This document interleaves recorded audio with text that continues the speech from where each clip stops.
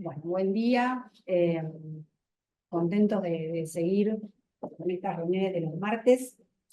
Hoy voy a hablar yo en primer lugar de el acceso al hábitat digno en la provincia de Buenos Aires. Y quien me acompaña, que es la escribana Mariana de Sánchez, profesional del organismo, se va a referir al decreto ley 9533. Les pedimos que cualquier pregunta que tengan lo hagan por el chat y que identifiquen quiénes son, nombre, apellido y a qué municipio pertenecen. Bueno, lo primero que me pongo a pensar cuando abordamos este tema es por qué traer o tratar o reflexionar sobre las leyes de ordenamiento urbano en relación con la actividad de la Escribanía de Gobierno. Las leyes de ordenamiento urbano y territorial son las que definen las condiciones, los requisitos que son necesarios para la subdivisión de la tierra, la generación de lotes, y qué requisitos deben seguirse para el acceso a los mismos. Y nosotros somos quienes tenemos que garantizar el acceso a la titularidad de esos bienes de los sectores que menos recursos tienen. Entonces, esas condiciones que nos marcan qué es necesario para generar lotes implican o inciden, más que nada inciden, sobre el acceso que tiene la población de menores recursos a la vivienda y al hábitat digno. Es por eso que nos parecía importante repasar cuál es el ordenamiento jurídico en la provincia de Buenos Aires, el decreto ley 8912, la ley de acceso justo al hábitat, porque son las leyes que marcan los requisitos para hacer ciudad y para generar suelo urbano, y en definitiva, en la medida que eso sea más flexible y accesible, va a posibilitar el acceso a la vivienda y el hábitat digno de los sectores de menores recursos. ¿Cuál es el marco constitucional? Bueno, el derecho a la vivienda, también, digamos, en principio se llamaba derecho a la vivienda, pero también podemos hablar de derecho a la vivienda adecuada, derecho a la ciudad, derecho a un hábitat digno. Está en nuestra Constitución Nacional, en el artículo 14 bis, es un derecho humano, reconocido en la Declaración Universal de los Derechos Humanos, que está incorporada en nuestra Constitución desde el año 94, y también está reconocido en la Constitución de la Provincia de Buenos Aires, en el artículo 36, inciso séptimo. Con la evolución de la normativa, se ha pasado de hablar del derecho a la vivienda, lisa y llanamente, a entender que este derecho es un poco más amplio que hablar de una casa de paredes y de un techo. Este derecho es más amplio e implica y contiene otras cuestiones. Me pareció importante la definición que se hace desde ONU Habitat, que habla del derecho a una vivienda adecuada y reconoce 7 elementos para poder decir que estamos garantizando el derecho a la vivienda. El primer elemento, que es la seguridad de la tenencia, y es en lo que nosotros desde la Escribanía de Gobierno hacemos foco, habla del otorgamiento a la persona que habita un lugar, de la seguridad jurídica que le permita defender la posesión de ese bien frente a posibles desalojos o cualquier intento de usurpación.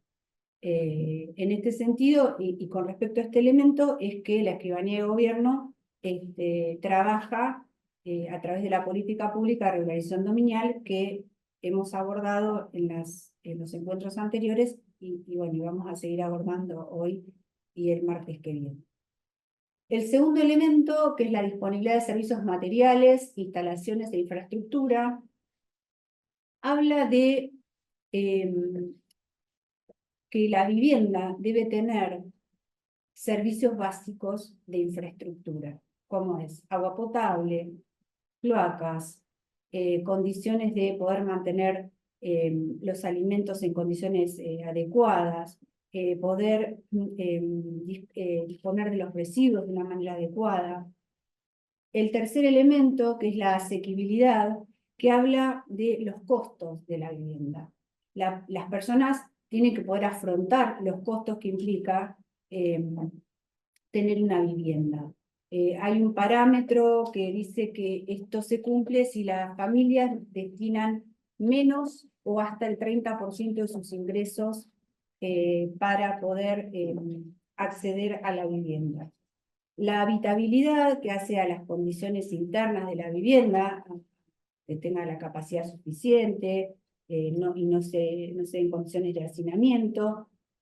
La accesibilidad, que habla de que se contemplen las distintas características de la familia, por ejemplo, alguna cuestión de discapacidad o alguna otra que requiera de alguna característica particular de la vivienda. La ubicación, y esto es sumamente importante porque la realidad es una de las cosas digamos, que más se incumple. La vivienda, no garantizamos el derecho a la vivienda cuando pensamos en una vivienda alejada de la ciudad, es decir, alejada de los medios de transporte, alejada de infraestructura básica como pueden ser escuelas, centros de salud, el trabajo. La ciudad, las viviendas ubicadas fuera de las ciudades o lejos de los núcleos urbanos no cumplen o no estarían garantizando lo que hoy entendemos por el acceso a una vivienda adecuada. Y esto es una de las cosas que más se observa, incluso las mismas políticas públicas del Estado producen barrios y loteos que están muy alejados de los centros urbanos, lo que implica un problema para esa familia, porque está lejos de todo, y además un problema para los gobiernos municipales en general, que tienen que proveer servicios, infraestructura, transporte a lugares muy alejados con el costo que esto implica. Y por último, se habla de la adecuación cultural y hace referencia a respetar las características culturales de cada población. Pensemos que no es lo mismo una vivienda que pueda hacerse en la provincia de Jujuy que una vivienda que hagamos en Tierra del Fuego. Y en ese sentido, esos serían los 7 elementos que componen o deberían componer la vivienda adecuada y así respetar el derecho a la vivienda. Nosotros, volviendo, ahora haciendo referencia al punto 1, que es el que digamos, nos incumbe a nosotros desde la Escribanía de Gobierno, a través de las políticas públicas que desarrolla el organismo, lo que debemos llevar es la seguridad jurídica a las personas que habitan una vivienda. Eso es lo que llamamos escrituración social. Vimos algo en el primer encuentro, por ejemplo, la ley 1830, y a su vez también intervenimos en la incorporación de suelo al Estado provincial y municipal. ¿Para qué? Para destinar a fines sociales. A través de, por ejemplo, la prescripción administrativa, que lo vimos el martes pasado, la ley 11622, que la vimos el martes pasado. También intervenimos dando seguridad jurídica a los inmuebles que son del Estado provincial. El ordenamiento territorial, que es lo que regula el decreto ley 8912, que ahora vamos a ver brevemente, y la ley de acceso justo al hábitat, que lo reformó con posterioridad, es un instrumento de política pública que orienta el proceso de producción social del espacio. Es decir, son las normas que ordenan el territorio, ¿no? Cómo van creciendo las ciudades, con qué usos, con qué dimensiones, son las normativas que perfilan la ciudad que queremos. El ordenamiento territorial es competencia de distinta forma de los 3 niveles de gobierno. El Estado Nacional tiene competencia para dictar presupuestos mínimos. Las provincias han reservado la competencia para regular sobre ordenamiento territorial y los municipios son los responsables primarios del ordenamiento territorial. Entre la provincia y los municipios, por lo menos en la provincia de Buenos Aires, se dan algunas situaciones de conflicto con respecto a qué es competencia de cada nivel de gobierno. Porque atrás de esto también está, que no es una cosa que vayamos a abordar hoy, pero digo, lo dejo planteado, cuál es la concepción de municipio que se tiene. ¿El municipio autónomo o con autonomía limitada? La provincia de Buenos Aires tiene una autonomía limitada y es por eso que la provincia regula en gran cantidad de cuestiones que, bueno, a veces son uno tiene dudas si no correspondería a los municipios. Hay otras provincias que reconocen la autonomía municipal y los municipios tienen mayores potestades o competencias para regular su ordenamiento territorial. Pero en la provincia de Buenos Aires, que tiene una autonomía limitada, la provincia ha regulado varios aspectos en la materia. La primera norma, y que es muy importante, que fue un hito, es el Decreto Ley 8912, que se dictó en el proceso en el año 77. Regula el uso, la ocupación, la subdivisión del suelo, el equipamiento.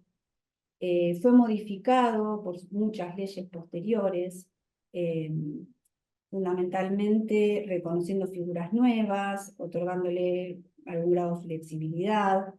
Vamos a ver la ley de acceso cultural hábitat, que también introduce una reforma muy importante. Desde el comienzo de la democracia, incorporando algunos mecanismos propios del sistema democrático que no existían cuando se sancionó.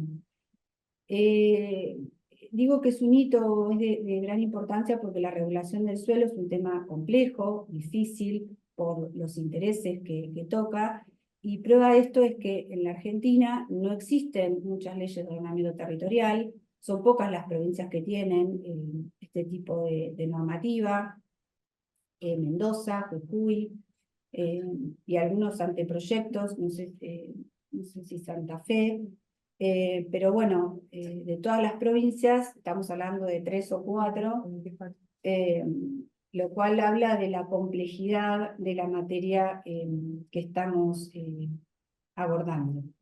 La normativa es vieja, la provincia hace muy poco tiempo, digamos, publicitó que va a empezar un proceso de revisión del decreto ley 8912, así que bueno, se abre una posibilidad de empezar a revisar algunas cuestiones. Ya con 40 y pico de años de aplicación, es un buen momento para analizar cuáles han sido los objetivos cumplidos, cuáles son las cuestiones que no se han cumplido o que se cumplieron, digamos, o se cumplieron de una manera no querida, digamos, y bueno, y pensar una normativa diferente que atienda a los procesos urbanos, que atienda a la participación comunitaria y que contemple la necesidad de todos los actores que intervienen en el territorio. Yo acá había puesto algunos aspectos positivos que tuvo la sanción de la ley y también algunos aspectos negativos que un poco tiene que ver con esto de la reforma y quizás es el puntapié inicial para empezar a pensar en esto.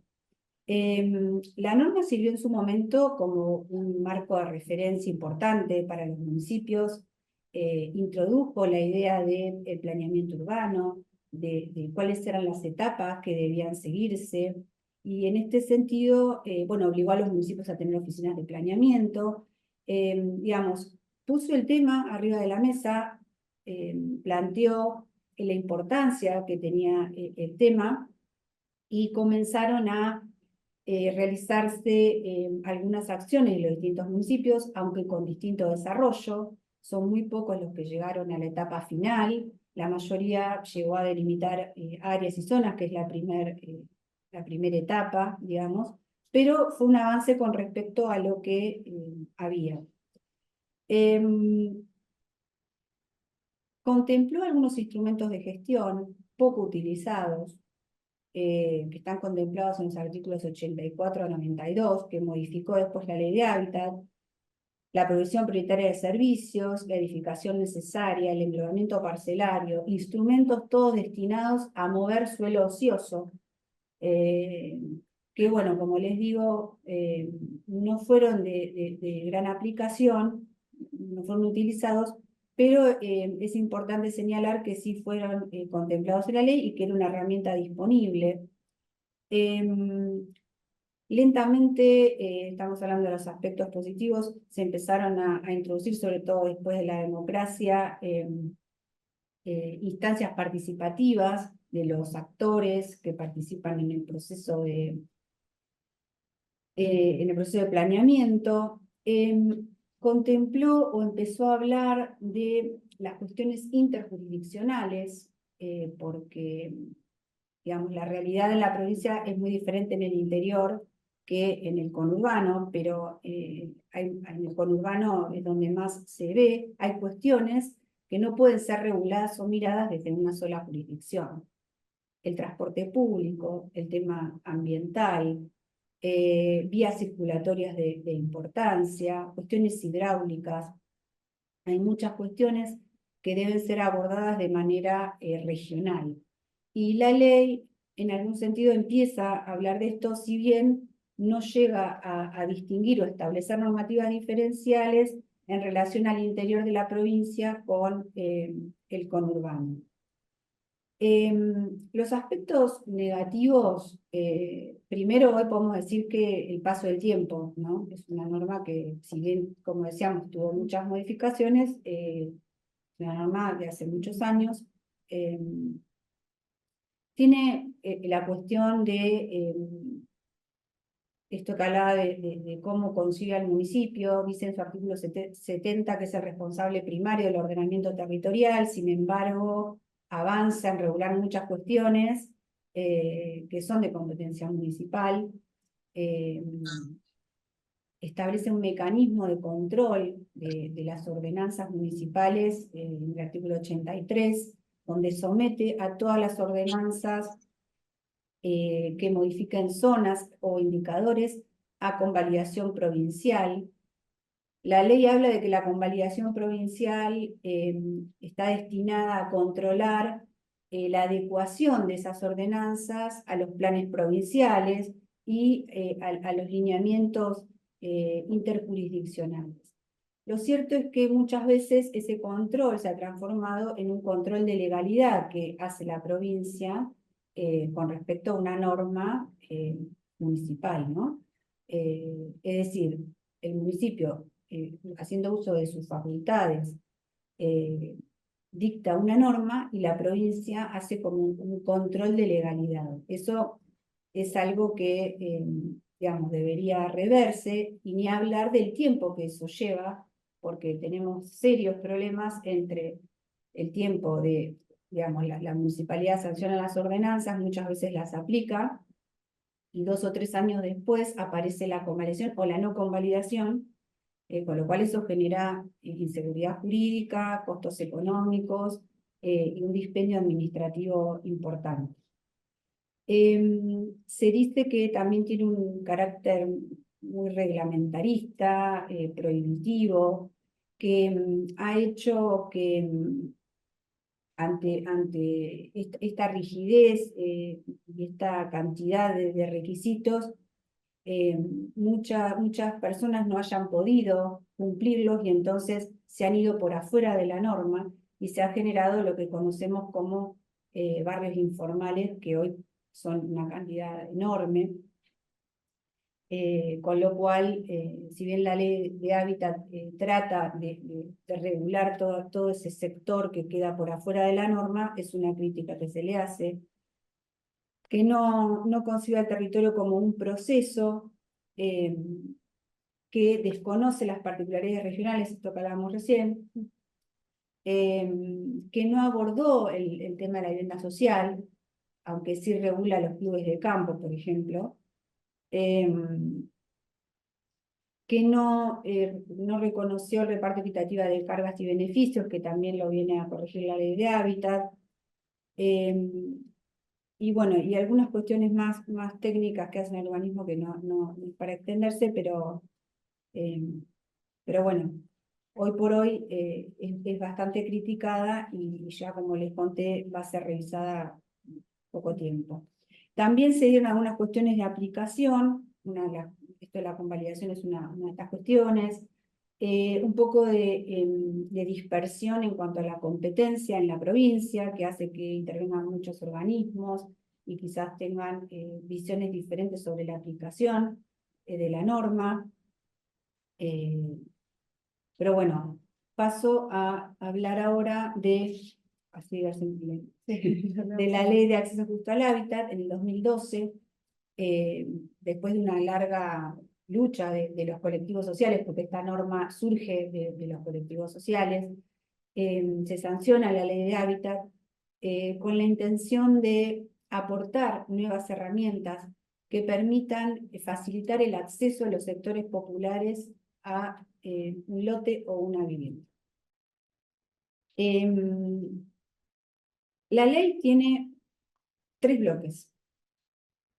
El primer bloque, que son los capítulos 1 y 2, es el bloque ideológico o de principios rectores, donde habla de cuáles son los objetivos y lo que ha inspirado la sanción de la ley. Ahí marco, que bueno, pues, en el artículo 8, inciso G, está nuestro organismo como y dice que debemos garantizar junto con los municipios y la provincia la regularización dominial de todas las viviendas y los lotes que se generen y la afectación al régimen de vivienda. Después el bloque 2 define las prioridades y las modalidades de acción de los municipios y de la provincia con respecto a las distintas acciones. Y el bloque 3 que define la caja de herramientas, es decir, todas las herramientas que pone a disposición la ley para garantizar el acceso al hábitat de los sectores populares. Marco algunas cuestiones importantes, después en el PowerPoint está más desarrollado. Yo tomé el resumen de un cuadernillo que hizo Madre Tierra, que me parece que está muy bueno y es muy claro y simple para entender. En el capítulo 1 están los objetivos de la ley, se define lo que se entiende por vivienda y por déficit urbano y habitacional, y se establecen un registro de organizaciones sociales, porque como les dije, es producto de la lucha de las organizaciones sociales y son protagonistas importantes en la ley, y un registro de demanda habitacional. El capítulo 2 es muy importante porque define cuáles son los 4 principios que rigen la ley de hábitat. El derecho a la ciudad de la vivienda, la función social de la propiedad, la gestión democrática de la ciudad y el reparto equitativo de cargas y beneficios. El derecho a la ciudad de la vivienda es un poco lo que veníamos hablando de que el derecho es mucho más amplio que 4 paredes y un techo, y es necesario que las personas accedan a vivir en la ciudad. Solo así garantizamos el derecho a la vivienda. Y esto quiere decir que tenga servicios, como hablábamos de los 7 elementos, servicios de infraestructura básicos, accesibilidad a todos los servicios y equipamientos, transporte, y bueno, y que sea, digamos, que esa vivienda se inserte en un pedazo de ciudad. Eso así garantizamos el derecho a la vivienda. La función social de la propiedad, que fue un término que en su momento generó mucho revuelo, tiene que ver con que el derecho de propiedad, si bien debe respetar digamos, los derechos del titular de dominio, también debe respetar el interés público. No es solamente, digamos, no es absoluto e indiscriminado lo que pueda hacer el titular de dominio, sino que también está supeditado al interés social y al interés urbano ambiental. La gestión democrática de la ciudad tiene que ver con la incorporación legal de los colectivos como actores fundamentales de la ley, sea en mesas de participación, sea en registros, porque son promotores del hábitat importantes que organizan y generan suelo y que construyen vivienda y que son actores que no pueden quedar afuera de la toma de decisiones con respecto al hábitat. Cuando habla de reparto equitativo de cargas y beneficios, se refiere bueno, un concepto que ya está receptado en normativa de las normativas más avanzadas del mundo, que es que las personas, los propietarios, no pueden apropiarse del mayor valor que tienen sus inmuebles por la acción que desarrollan otras personas, que puede ser en particular o el Estado. Doy un ejemplo para que quede claro. Si yo tengo una casa a la cual, que es el ejemplo que se da siempre, y le hablo una línea de subte, o que le llega muy cerca, o se asfalta y se jerarquiza una vía de acceso muy importante, mi vivienda no va a valer lo mismo. Esa obra, que en estos dos casos que estoy hablando, es llevada adelante por el Estado, con dinero público, es algo que costeó toda la sociedad, pero repercutió en el mayor valor, y entonces lo que se le dice al particular es, bueno, un poco de ese mayor valor, repartirlo.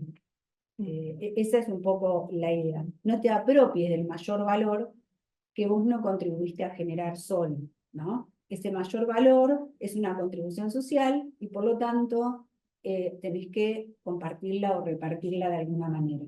Y la ley establece mecanismos para que eso suceda. En el capítulo 3 se establecen algunos parámetros para que los proyectos que se llevan adelante sean de calidad y respeten los principios de la ley. Y en el capítulo 4 se aborda la caja de herramientas. Yo, para no extenderme, voy a mencionar algunas que me parecen importantes. Una es la generación de lotes con servicios.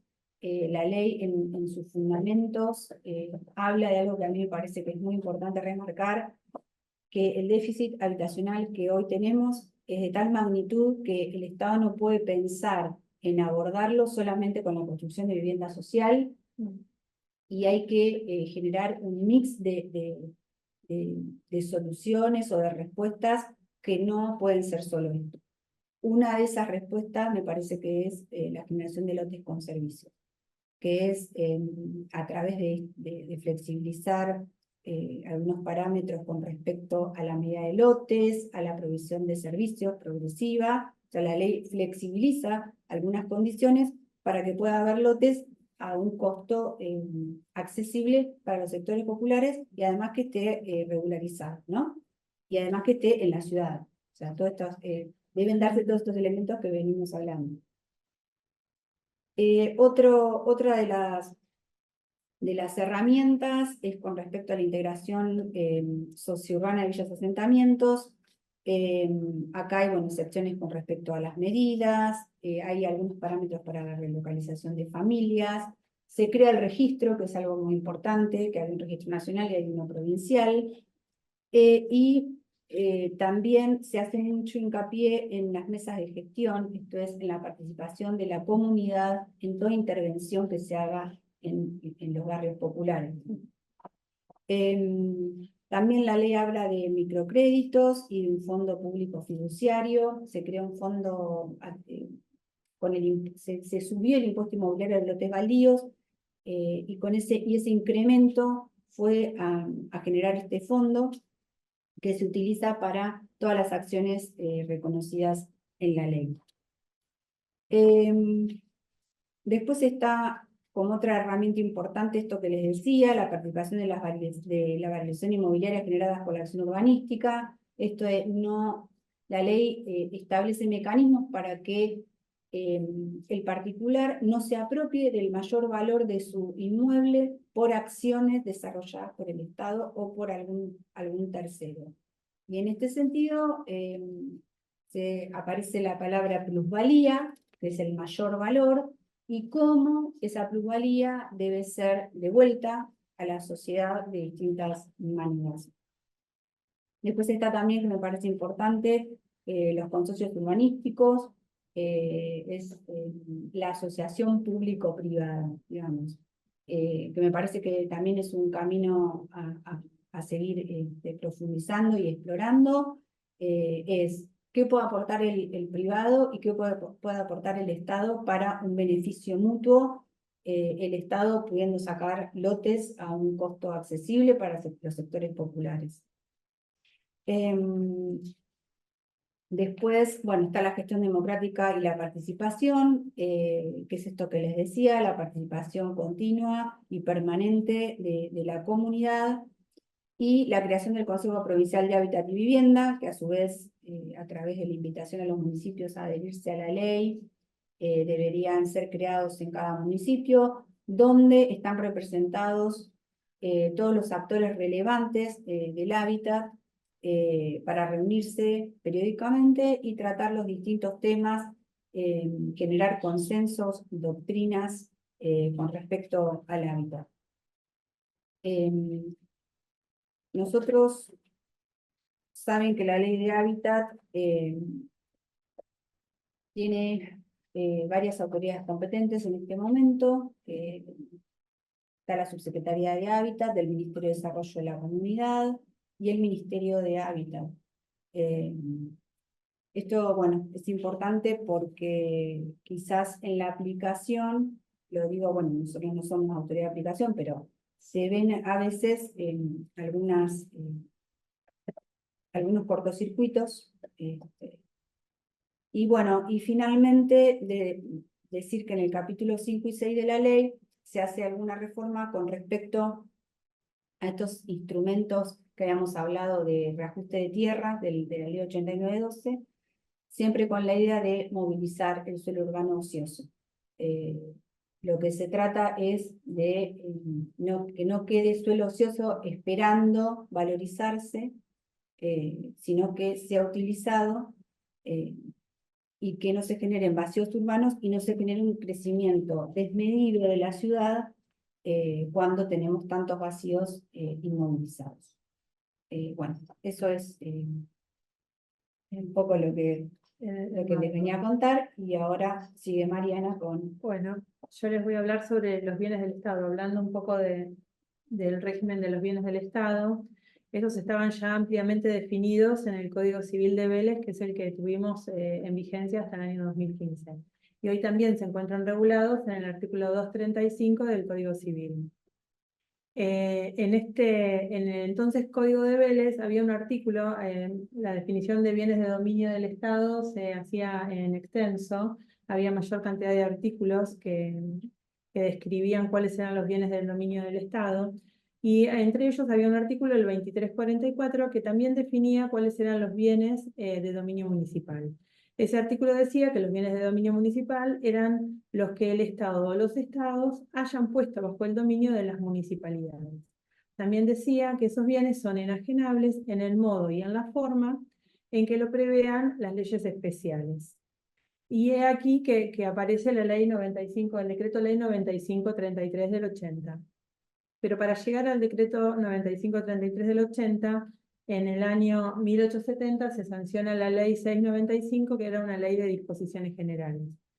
Posteriormente a esa ley se sanciona la ley de ejidos, la ley de formación de pueblos, la ley de zonas costeras. En el año 1938, en el año 1949 se destinan tierras para los predios obreros, para barrios obreros. Después, en el año 1968, surge la ley de expropiaciones, y así llegamos en el año 77 a la ley de ordenamiento del suelo, que es la que estaba hablando Paula, que es la 89/12. Pero ¿qué pasaba? El dictado de todo este ordenamiento no fue suficiente para ordenar el patrimonio estatal. Había una indeterminación y una confusión normativa que hizo que se promulgara la ley 9533 buscando unificar el patrimonio inmobiliario del Estado, que hasta ese momento era bastante importante. porque esta ley lo que tuvo como fin fue reunir en un solo cuerpo normativo instituciones que antes estaban dispersas o que no estaban reguladas. Bueno, fundamentalmente entonces la ley 9533 habla del régimen de inmuebles del dominio del Estado, provincial y municipal, y teniendo como referencia común que los bienes de dominio provincial o municipal pueden ser tanto de dominio público como de dominio privado del Estado. Esta ley entonces habla sobre la acción gubernamental que se lleva a cabo sobre la gestión de bienes del Estado, que son de las plazas, de los espacios verdes, de los equipamientos, de las reservas, qué sé yo, como todo el régimen jurídico aplicable a las demasías sobrantes excedentes y a las calles. Bueno, como bien decíamos, el título primero de la ley adquiere principal relevancia porque resuelve cuestiones que antes no estaban contempladas en la historia de la provincia. Como yo les decía, había una dispersión normativa. Bueno, y ahí podemos sí claramente encontrar en el artículo 1 cómo se definen los bienes de dominio público, y en el artículo 2, si bien no lo dice expresamente, se entiende, se infiere de que se está hablando de bienes de dominio privado de la municipalidad. En esta ley también lo que decimos es que se invierte el principio general, porque antes todos los inmuebles que existían eran de dominio de la provincia. A partir de la sanción de esta ley, se invierte hasta entonces ese principio general según el cual los inmuebles destinados al uso público, o sea, las calles, las plazas, las reservas, o aquellos derivados del dominio eminente por aluviones o excedentes que pertenecían a la provincia, ahora pertenecen como principio general al municipio. Encontramos, bueno, que los bienes del Estado se dividen en bienes de dominio público y bienes de dominio privado del Estado. Los bienes de dominio público tienen como característica principal la imprescriptibilidad y la enajenabilidad. Y los bienes de dominio privado no se diferencian del tratamiento que puede tener un inmueble que es como el de un particular. En esta ley también se hace relevancia a cuestiones que tienen que ver con criterios legislativos que antes se imponían centralismos, que estaban todas las decisiones se tomaban desde la provincia. Ahora se le da protagonismo al municipio y en función de este protagonismo que se le da, también se les da el cuidado y la preservación de todos los espacios que antes, de hecho, lo hacían, pero que legislativamente, como hoy hablábamos de la ley 8912, estaban referidos como a una mayor centralidad en la provincia. Bueno, la estructura de la ley, que la vimos hoy, habla sobre, en el título primero, que habla sobre inmuebles municipales, el régimen aplicable, demasías, excedentes y sobrantes, y después hay un título segundo que habla sobre los inmuebles provinciales. El ámbito de aplicación, la desafectación, el régimen de venta, la concesión de uso y la normativa. Entonces, lo que podemos decir es que ahora las calles, las plazas, los espacios verdes y libres públicos, el dominio que pertenezca al Estado por dominio eminente, dominio excedentes o sobrantes, las reservas fiscales y las de equipamiento comunitario, son todas las que constituyen el dominio del Estado, tanto público como privado. Entonces, esta administración, este cuidado y esta conservación van a estar en realidad también relacionada con la Ley Orgánica de Municipalidades, atribuida a cada uno de los municipios que conforman la provincia. Como conclusión, podemos decir que esta ley resalta el fortalecimiento de las instituciones municipales, invirtiéndose el principio general en donde ahora todos los inmuebles que están ubicados en el ejido municipal son de dominio de los mismos. Entonces, el artículo primero nos habla de dominio público, el artículo 2 nos habla de dominio privado, haciendo una especial referencia a lo que decimos sobre el equipamiento comunitario, que ayer justo lo charlábamos con Paula, de cómo se infiere, que es lo que pusimos ahí, que se refiere a que la ley no habla específicamente de dominio privado del Estado, sino que se infiere porque no menciona al equipamiento comunitario en el artículo 1 que taxativamente habla de cuáles son los bienes de dominio público. Bueno, Hablábamos hablo, cuando se hacen las subdivisiones, la 8912 exige sesiones al particular del 14% para espacio verde y equipamiento comunitario. Y hablábamos con Mariana porque estas dos sesiones tienen un régimen jurídico diferente porque una es del dominio público, que son los espacios verdes, y el equipamiento comunitario es del dominio privado.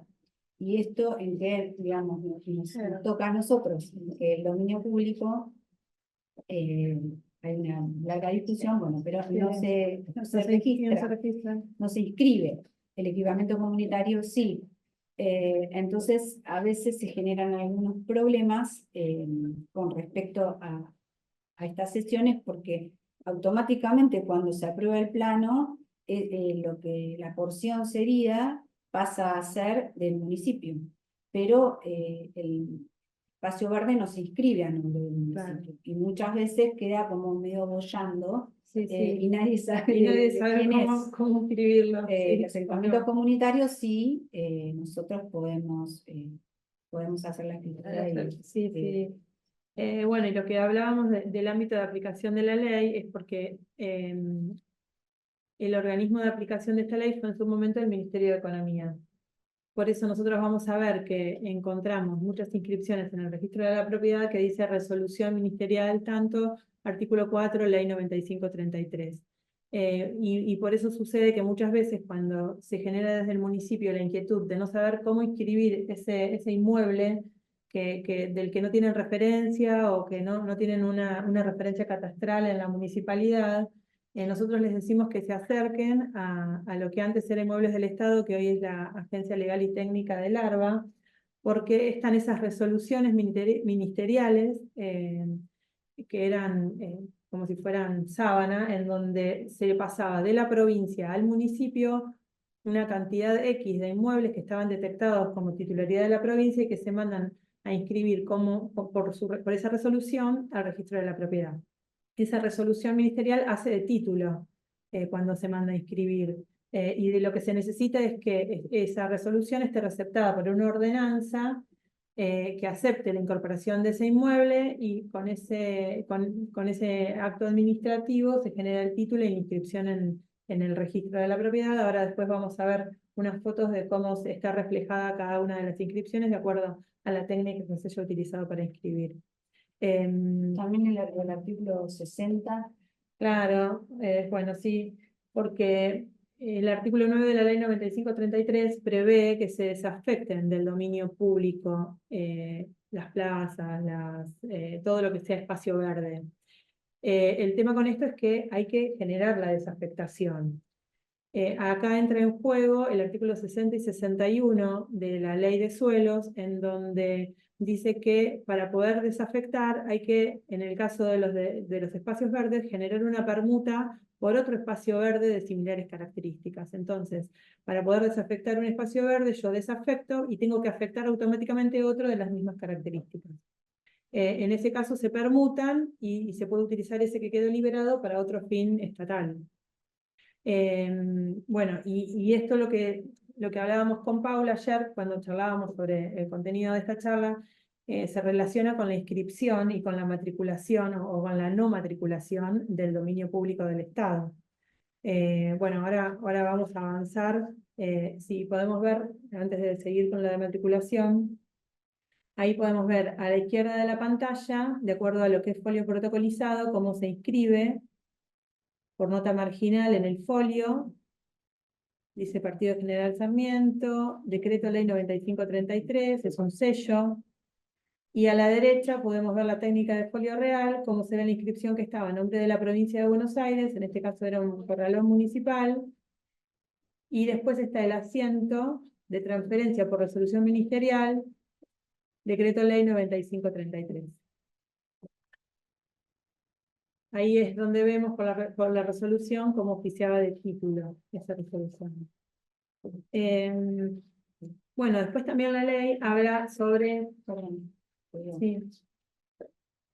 Acá preguntan, ¿qué es una reserva fiscal? ¿Qué significa equipamiento comunitario?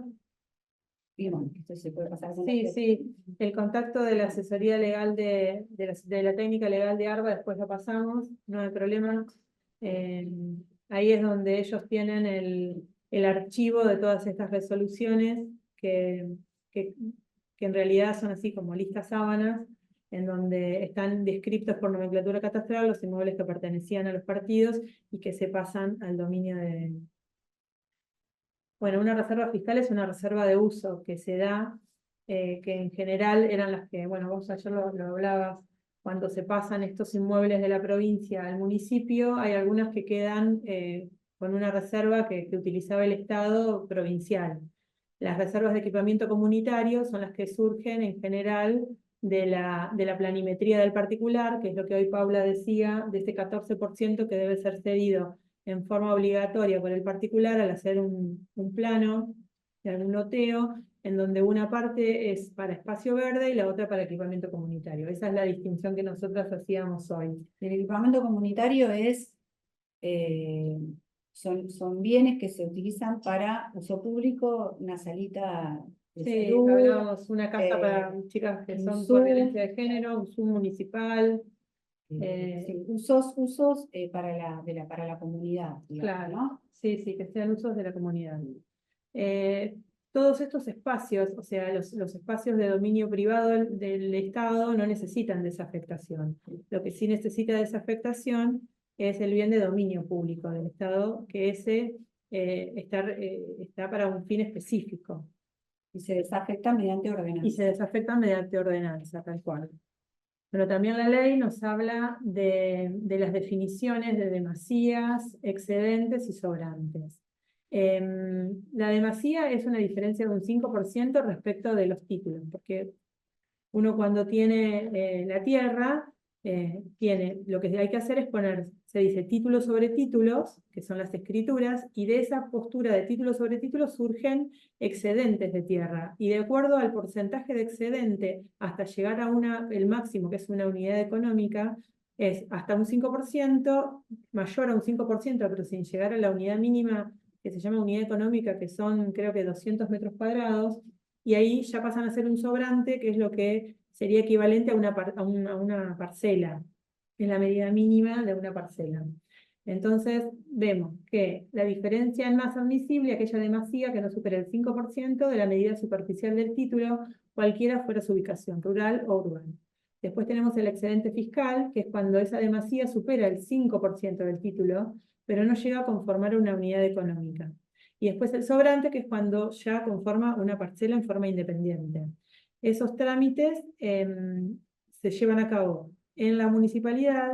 El sobrante se puede anexar por plano, perdón, la demasía se puede anexar por plano al título del vecino, cualquiera de los dos linderos. Se puede generar un nuevo plano y se puede anexar automáticamente. El excedente fiscal necesita de una mensura también, y el sobrante ya es una parcela mensurada que da en cabeza del dominio municipal.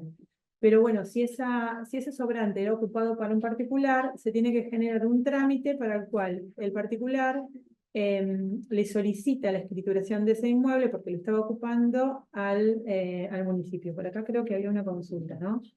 Dice, tenemos un No, sobrante ubicado que está ocupado por un club deportivo hace más de 30 años. ¿Se aplica 95, 33 del 80 o prescripción? yo estoy ya para hablarlo más en particular porque para quien conoce Después, el caso, pero no sé cómo a vos me parece. si querés doy mi opinión. No sé. Yo creo que existiendo el régimen de la ley 95-33 del 80 hay que darle curso a ese régimen, que es vía municipal. En ese caso no es necesario generar una prescripción administrativa, porque hay un régimen establecido por ley que hay que mensurarlo, hay que generar un estado parcelario, hay que generar un plano y después una ordenanza que incorpore ese inmueble al patrimonio municipal. Con esos elementos ya queda en condiciones de inscribirse el inmueble a nombre del municipio en el registro de la propiedad. Hay una disposición técnico registral, que es la 1 del 82, que yo le iba a decir más adelante, pero bueno, para responder a evacuar la duda, en donde explica cuáles son todos los procedimientos a utilizarse para poder inscribir este tipo de situaciones que surgen de la ley 95-33. Esa es la técnico registral, la 1 del 82. Nosotros le agregamos un anexo normativo, la van a tener incorporada para que no tengan que buscar. Bueno, Acá hay buen día, en Junín hay un FONAVI que está mal escriturado, usando las unidades funcionales, como es tan viejo, hay titulares fallecidos. Esta consulta, después la hablamos en particular, bueno, que bueno. Y después, ¿cómo se inicia el trámite en los municipios? No sé a qué se refieren, por ordenanza o por instrumentos con particulares, por ahí después nos pueden aclarar y les respondemos. bueno, sí. ¿Y por qué no respecto de eso? Y después, suponiendo el caso de un barrio popular que se asienta sobre una reserva fiscal, ya sea espacio verde o libre público y equipamiento comunitario, puede desafectarse el dominio público sin necesidad de compensar en otro lugar. En el caso de equipamiento comunitario entiendo que sería desafectación de uso, ya que no es dominio público. Si es espacio verde, no, porque hay que cumplir con lo que dice el artículo 60. Hay que desafectar por ordenanza y permutar por un bien municipal que garantice condiciones similares a ese espacio verde que se desafecta. Mira, acá justo tenemos el artículo 60, que no pasa nada, porque tiene que ver todo con lo mismo, la realidad es esa.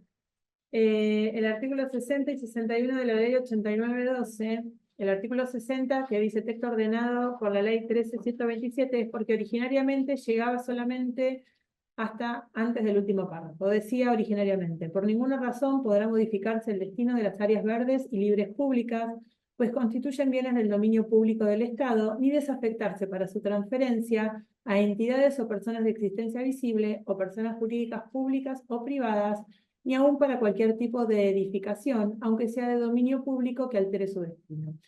Esa era la descripción original del artículo. Con la modificación de la ley 13.127 se agrega todo ello, salvo el caso de permuta por otros bienes de similares características que permita satisfacer de mejor forma el estilo establecido. Esto era porque se habían producido o se habían generado construcciones en espacios que eran públicos que hasta ese momento estaban atados y no podían resolverse de otra manera.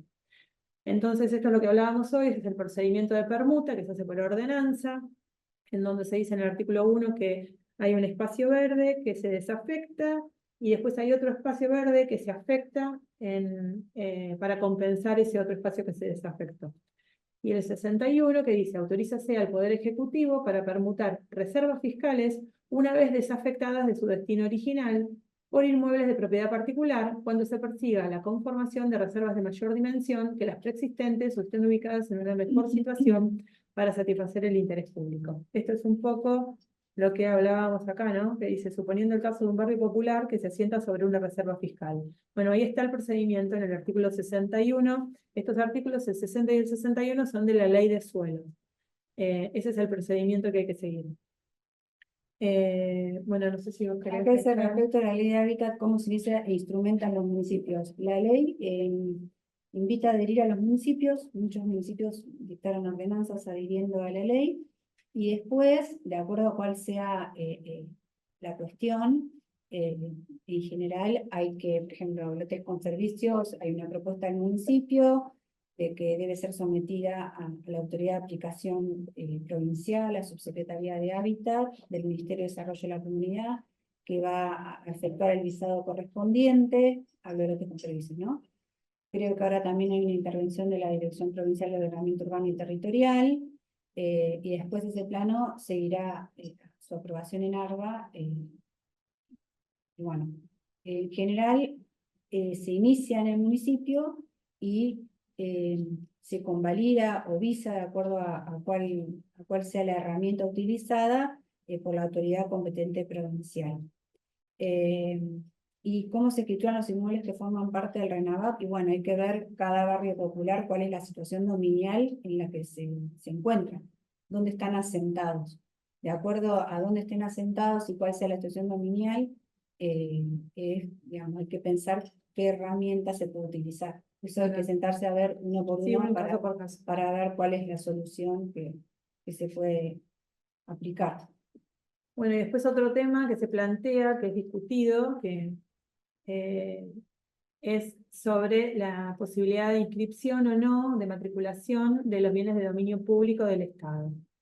Bueno, acá tenemos lo que es la definición del Código Civil de qué se consideran bienes de dominio público del Estado, que son los bienes, las calles, las plazas, los caminos, los canales, los puentes y cualquier otra obra pública construida para utilidad o comodidad común. Este artículo se conjuga con el artículo 10 de la ley 17.801, que es la ley registral, en donde dice matriculación. Procedimientos. Los inmuebles respecto de los cuales debe inscribirse o anotarse los documentos a que se refiere el artículo 2, que son que tienen ingreso al registro de la propiedad, serán previamente matriculados en el registro correspondiente a su ubicación. Y el mismo artículo 10 dice, exceptúense los inmuebles de dominio público. La pregunta acá es, como les puse en el Power, es si la norma prevé una prohibición o una dispensa de registro, ¿no? O sea, si el dominio público puede llegar a ser inscribible o no, si necesita o no protección registral, si está prohibido, entonces no tendría acceso, pero si está dispensado, se podría llegar a generar un acceso a un registro. Este no es un tema pacífico. En Argentina se interpreta que no, que el dominio público no tiene vocación registral. Esto se dice desde el año 1977, como les puse ahí el dato, en la 14ª Reunión Nacional de Directores de Registros de la Propiedad Inmueble, que concluyó que esta prohibición se funda en que el dominio público está regida por normas de derecho público y se encuentra sometido a un régimen especial y por las características que tienen los bienes de dominio público, que son que son inenajenables, que no se pueden vender y que no se prescriben, que están fuera del comercio, eso haría que no fuera necesario su inscripción, porque no necesitarían la protección o la publicidad de la que nos provee el registro.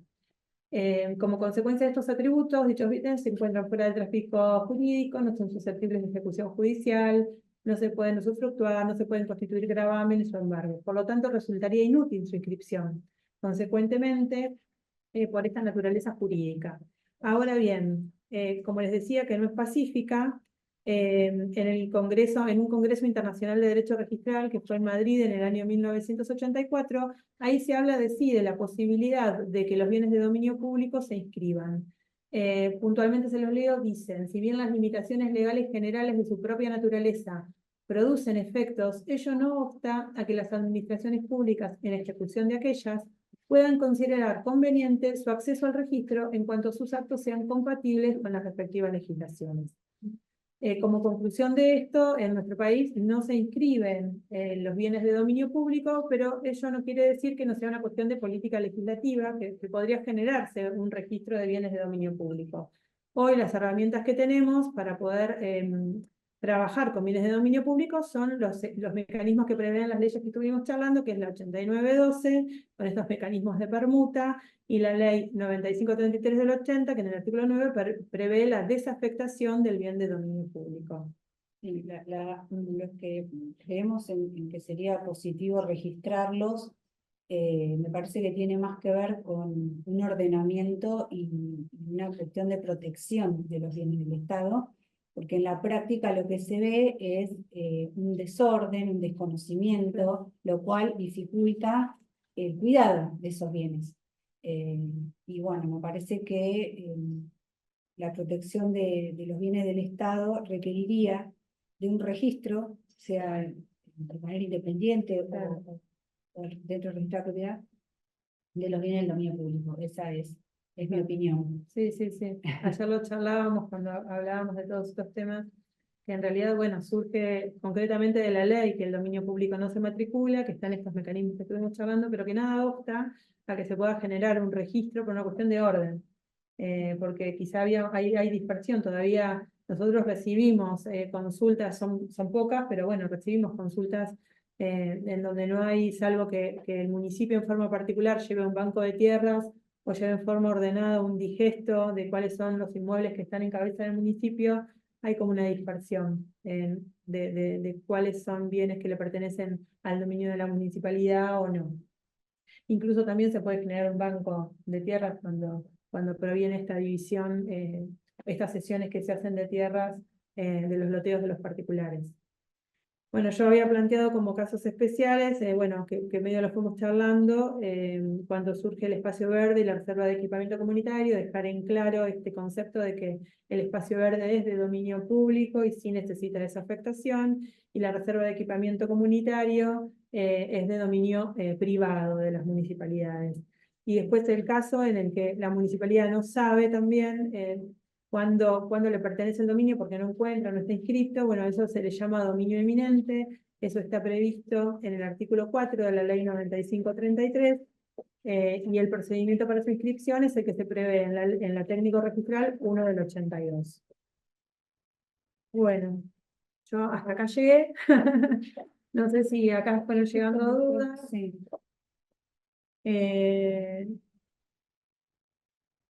Bueno, en realidad los procesos de escrituración tienen un inicio, si hablamos de un plan federal, como dice la consulta, es algo que provenía del Instituto de la Vivienda.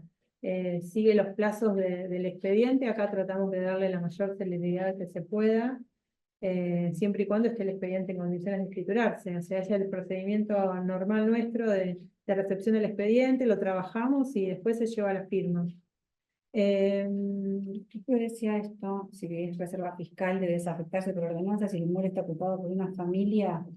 Si es reserva fiscal del dominio privado, No, yo entiendo que no. Sí debe dictarse una ordenanza para enajenarlo, ¿no? claro, O sí. dárselo a Sí, estas sí, personas, a sí. los ocupantes, Eso, bueno, ahí por la ley juega la ley orgánica orgánica de de las municipalidades. municipalidades, en donde todo lo que ingresa o egresa del dominio municipal debe ser por ordenanza. Ujú. Bueno, esperamos haber sido claras. Sí, quedamos a disposición para otras consultas Sí, y para reunirnos, porque quizás algunos casos son particulares, tienen eh, algunas cuestiones que nos tenemos que sentar a charlar o a ver. No duden en ponerse en contacto con nosotros y nos juntamos y vemos cuál es la mejor salida para dar solución al problema que tengan. Muchas gracias Buen por día. escucharnos. Buenos días.